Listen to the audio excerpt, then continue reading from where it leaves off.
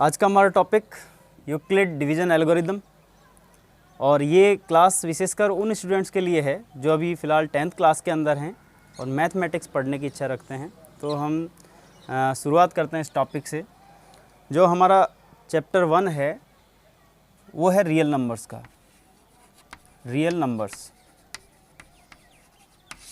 और जब रिवाइज़ करते हैं हम 9th क्लास का थोड़ा सा पोर्शन, तो उसके अंदर हम real number, whole number, natural numbers, rational number, irrational numbers, ये सारी चीज़ें पढ़ते हैं।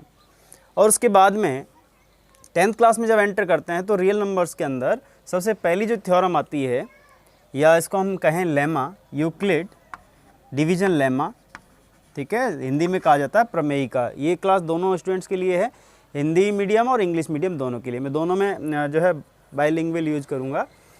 यूक्लिड डिवीज़न एल्गोरिदम या यूक्लिड की विभाजन, डिवीज़न का मतलब विभाजन या भाग देने वाली, और एल्गोरिदम या तो आप इसको प्रमेयिका कह सकते हैं या फिर इसको थ्योरम कह सकते हैं, जिसको हम प्रमेय कहते हैं। और बेसिकली ये होती क्या है दोस्तों, अब तक हमने ये पढ़ा है कि एडिशन करते हैं, मल्टीप्लाई करते हैं, सब्सट्रैक्शन करते हैं और डिवीज़न करते हैं। जो एक टर्म आती है long division method, long division method, basically Euclid division algorithm और कुछ भी नहीं है, ओनली क्या है, लॉन्ग डिवीज़न मेथड। जो मान लीजिए जैसे हम 5 में 2 का भाग देंगे तो किस टाइप से करेंगे, 2 2 जा 4, 2 का भाग 4 5 में देंगे तो 2 बार जाएगा, यहाँ पर आएगा 4, 1 आ जाएगा शेषफल। और हम इसको क्या कहते थे, इसको कहते हैं भागफल या फिर क्वोशेंट, ठीक है। इसको बोलते हैं हम रिमाइंडर, रिमाइंडर या फिर शेषफल। ये क्या है हमारा डिवाइज़र, डिवाइज़र या फिर भाजक, जिससे हम भाग दे रहे हैं। और ये क्या था, डिवाइडेंड या फिर भाजक, भाज्य, ठीक है ना। अब सपोज कीजिए मैंने जो भाजक था हमारा, डिवाइज़र था, उसको कह दिया ये b है। अब हम क्या करते हैं, जिस बेसिकली हम अगर हमको ये निकालना हो, ये भाज्य जो निकालना हो, तो हम क्या करेंगे, 2 × 2 + 1 ऐसे ही तो करते हैं। 2 2 जा 4, इसमें ऐड कर देंगे 1, तो ये हमारा आ जाएगा 5। तो अगर मैं इसको नाम दे दूँ a, जो हमारा डिवाइडेंड है उसको हम नाम दे देते हैं a। अगर मैं डिवाइज़र को नाम दे दूँ b, जिसको हमने भाजक कहा है, रिमाइंडर है उसका नाम मैं रख देता हूँ r, r का मतलब रिमाइंडर, और क्वोशेंट, क्वोशेंट का मतलब जो है, इसको नाम दे देता हूँ q। तो इक्वेशन कैसे बनेगी, मैं कैसे लिखूँगा इसको, अगर मुझे 5 लाना होगा तो 5 बराबर क्या लिखूँगा, 2 को 2 से गुणा करके 1 इसमें ऐड कर दूंगा, तभी तो मेरे पास में वैल्यू आएगी 5 की। तो सेम मैं यहाँ पर, अब जैसे मैंने इनको a b q r से डिनोट किया है, तो इनको मैं एज इट इज लिख दूँ, a बराबर भाज्य, जिसको हमने डिवाइडेंड कहा है, इज इक्वल्स टू, जब मल्टीप्लाई करेंगे डिवाइज़र और क्वोशेंट से, या भाजक और भागफल से जब मल्टीप्लाई करेंगे तो भाजक तो हो गया b, और भागफल हमारा हो गया, क्वोशेंट क्या हो गया, q, और इसमें हम ऐड कर देंगे, जोड़ देंगे शेषफल को, रिमाइंडर को। तो ये जो एक इक्वेशन निकल कर आती है, इस इक्वेशन को क्या कहा जाता है, Euclid division algorithm, Euclid division lemma, ठीक है। अब दोस्तों देखने में तो लॉन्ग डिवीज़न मेथड ही है ये एक तरह से, लेकिन इसकी एप्लीकेशंस बहुत सारी हैं। कौन कौन सी एप्लीकेशन है, तो देखो हमने 9th क्लास के अंदर आपने पढ़ा होगा √2 क्या है, एक इरेशनल नंबर है, ठीक है ना।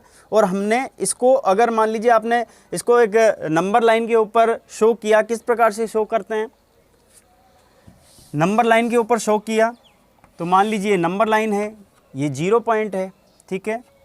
यहाँ से आप इस साइड में चलोगे तो 1 2 3 पॉजिटिव इंटीजर्स आएंगे, और जब लेफ्ट साइड में चलेंगे तो -1 -2 -3 -4 ये ऐसे इंटीजर्स आते हैं। और हमको इस नंबर लाइन के ऊपर शो करना था √2 की वैल्यू, जो कि एक इरेशनल नंबर है, ठीक है। तो √2, इससे पहले हम मान के चलते हैं कि एक ट्राइंगल, और ट्राइंगल में अगर ये बेस है b, इसको हम परपेंडिकुलर p मानते हैं, इसको हाइपोटेनस मानते हैं। तो हमने एक 9th क्लास के अंदर एक थ्योरम भी पढ़ी जिसको पाइथागोरस थ्योरम कहते हैं, और पाइथागोरस थ्योरम से हम हाइपोटेनस की वैल्यू निकालते हैं। तो h की वैल्यू कैसे निकालेंगे, h बराबर √2 base square plus perpendicular square, इस प्रकार से तो निकालते हैं। अब सपोज कीजिए इस ट्राइंगल के अंदर जो बेस है उसकी वैल्यू मैं ले लेता हूँ 1 और परपेंडिकुलर की वैल्यू भी ले लेता हूँ 1, इन दोनों की वैल्यू 1 1 लेता हूँ। सेंटीमीटर हो सकती है, मीटर हो सकती है, ठीक है, mm हो सकती है। तो h की वैल्यू क्या आएगी, तो h की वैल्यू इसमें 1 स्क्वायर लिखेंगे प्लस p का स्क्वायर, मतलब h is equal to under root of base का स्क्वायर मतलब 1 का स्क्वायर, परपेंडिकुलर स्क्वायर का मतलब 1 का स्क्वायर, तो 1 square is equal to 1, 1 square is equal to 1, तो अंडर रूट 2 इसकी वैल्यू आ गई h की, इसका मतलब अंडर रूट 2 हमारे पास में h के रूप में आ गया। तो अब इसको यहाँ पर डिनोट करने के लिए, प्रदर्शित करने के लिए हम क्या करेंगे, ये जो 1 है ये 1 mm ले लीजिए, 1 सेंटीमीटर ले लीजिए, तो इसकी वैल्यू 1 हो गई। और ये जो ट्राइंगल है, इस ट्राइंगल को यहाँ पर प्लेस कर दीजिए, यहाँ पर बना दीजिए इस ट्राइंगल को। इस प्रकार से हमने ट्राइंगल बना दिया, तो ये भी 1 हो गया और ये भी 1 हो गया, ये बेस हो गया, ये परपेंडिकुलर हो गया। तो ये जो हाइपोटेनियस है इसकी वैल्यू कितनी आएगी, इसकी वैल्यू आएगी √2। अब क्या करेंगे, कंपास लेंगे, कंपास का एक पॉइंट रखेंगे यहाँ पर, और जो पेंसिल वाला पॉइंट है वो इस पॉइंट पर रखकर एक आर्क कट कर देंगे इस प्रकार से। जैसे ही आर्क कट करेंगे तो ये वाली जो वैल्यू आएगी यहाँ से लेकर यहाँ तक, वो किसकी वैल्यू आएगी, √2 की। इस प्रकार से हमने देखा था। तो एक तो इनकी इरेशनलिटी, जो हम कहते हैं अपरिमेयता, अपरिमेयता, इरेशनलिटी, उसको सिद्ध करना, वो किसका यूज है या किसकी एप्लीकेशन है, इस यूक्लिड डिवीजन एल्गोरिथम के द्वारा हम उसकी अपरिमेयता सिद्ध करेंगे, ठीक है ना। ये इसका एक एप्लीकेशन कह सकते हो, अनुप्रयोग बोल सकते हो। दूसरा क्या है, दूसरा है HCF निकालना। HCF का मतलब हाईएस्ट कॉमन फैक्टर निकालना, महत्तम समावर्तक, ठीक है, या फिर इसी को हम लिखते हैं हाईएस्ट कॉमन फैक्टर। इसको फाइंड करना, सबसे पहला काम हो गया हाईएस्ट कॉमन फैक्टर निकालना, किसको यूज़ करके, यूक्लिड डिवीजन एल्गोरिथम को, यूक्लिड डिवीजन लेमा को यूज़ करके, और दूसरा इनकी इरेशनलिटी प्रूव करना, अपरिमेयता सिद्ध करना। तो चलिए हम प्रश्नावली 1.1 पर चलते हैं, एक्सरसाइज 1.1 पर चलते हैं। और उस 1.1 में हमसे क्या कह रखा है, क्वेश्चन है हमारे पास में, क्वेश्चन नंबर 1 है, use Euclid division algorithm to find the HCF।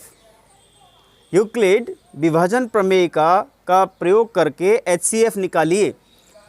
HCF किन किन का कह रहा है निकालने के लिए,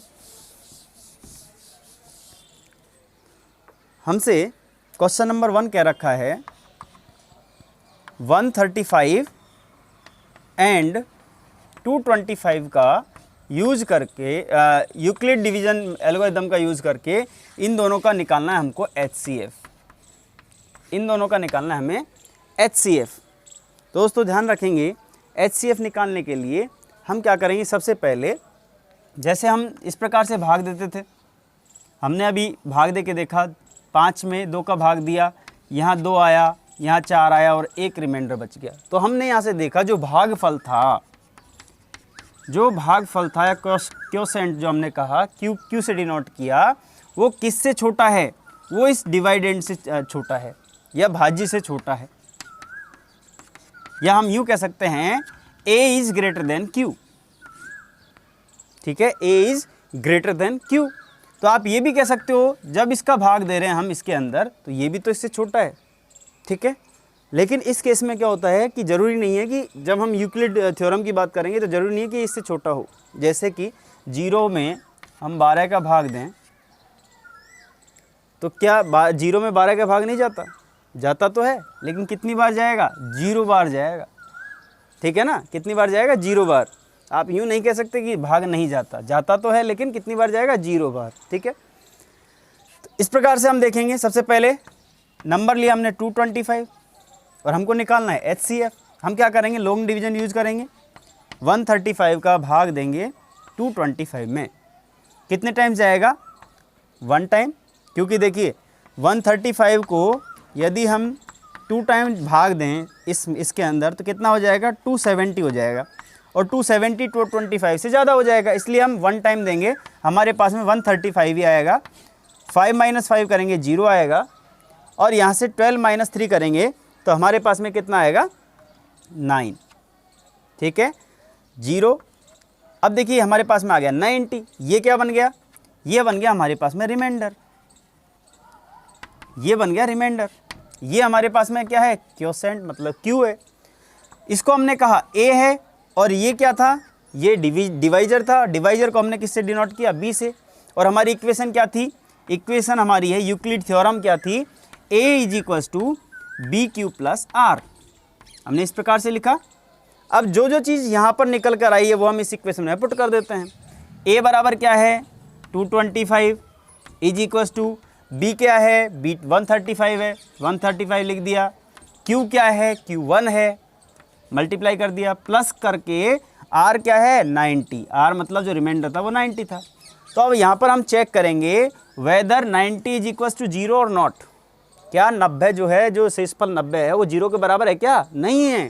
तो हम क्या करेंगे, 90 जब 0 के बराबर नहीं है तो इस प्रोसेस को रिपीट करेंगे, क्योंकि HCF कब निकलेगा, जब रिमाइंडर की वैल्यू, जब शेषफल की वैल्यू क्या आ जाएगी, 0 आ जाएगी, तब हमारा क्या आ जाएगा, HCF आ जाएगा।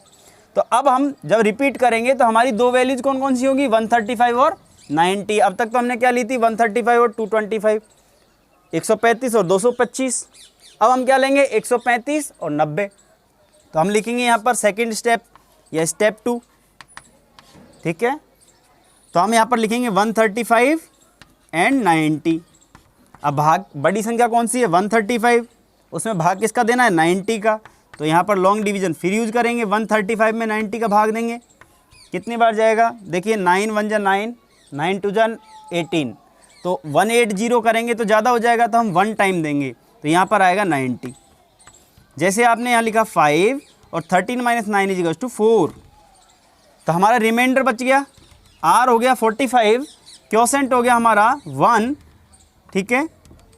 जो हमारा डिवाइडेंड था वो 135 है, और जो हमारा डिवाइज़र है या भाजक है वो हो गया 90। तो वापस हम क्या करेंगे, इक्वेशन में लिखेंगे A is equals to BQ plus R, ठीक है। जैसे ही आप इस इक्वेशन में लिखोगे, अब मैं इसको यहाँ से मिटा देता हूँ, तो A की वैल्यू कितनी है, A की वैल्यू तो हमारे पास 135 है, तो 135 इज इक्वल्स टू B कितना है, B हमारा क्या है 90, और उसको मल्टीप्लाई किससे करना है, भागफल से 1 से, और जोड़ना कितना है 45। तो अब हमको यहाँ पर चेक करना है क्या 45 0 के बराबर है क्या, 0 के बराबर नहीं है, इसका मतलब एक बार और रिपीट करना है। जब रिपीट करना है तो हम क्या करेंगे, अब संख्या कौन सी लेंगे, 90 और 45, ये दो संख्याएं लेंगे। तब 90 है और 45, मतलब अब बड़ी कौन सी है 90 है, छोटी कौन सी है 45, तो 45 में 45 का भाग देंगे 90 के अंदर, 90 में 45 बन जा 45, 45 2 जा 90, दो बार भाग चला गया, और शेषफल कितना बचा 0।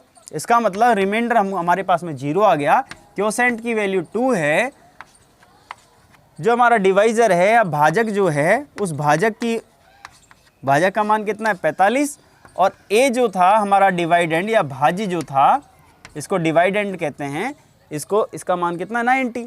तब यहाँ पर हम इक्वेशन में लिखेंगे A is equals to BQ plus R। A की वैल्यू कितनी है 90 बराबर B कितना है 45, Q कितना है 2 प्लस R की वैल्यू 0 है। अब देखिए हमारा रिमाइंडर, हमारा शेषफल कितना आ गया 0 आ गया। अगर मान लीजिए 0 नहीं आता तो कौन सी संख्या लेते हम, ये 45 प्लस कोई संख्या। अब चूंकि यहाँ पर शेषफल 0 आ गया तो हमारे पास में संख्या कौन सी बची, ओनली 45 बच गई। तो ये जो 45 जो है, ये 45 जो आया वो हमारा क्या हो जाएगा HCF, ये हमारा आंसर हो जाएगा 45। ठीक है दोस्तों, समझ में आया आपको, तो ये हमारा आंसर हो जाएगा 45।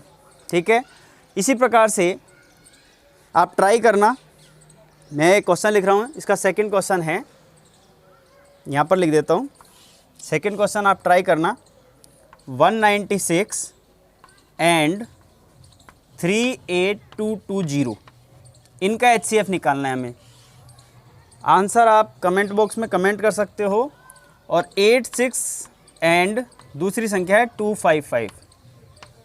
ठीक है, इसका भी आंसर आप कमेंट बॉक्स में अगर सॉल्व करो और आपकी इच्छा हो कमेंट करने की तो कमेंट कर सकते हो। ठीक है, ये कॉन्सेप्ट समझ में आया होगा यूक्लिड लेमा का, यूक्लिड डिवीजन लेमा का। ठीक है, मिलते हैं नेक्स्ट वीडियो में।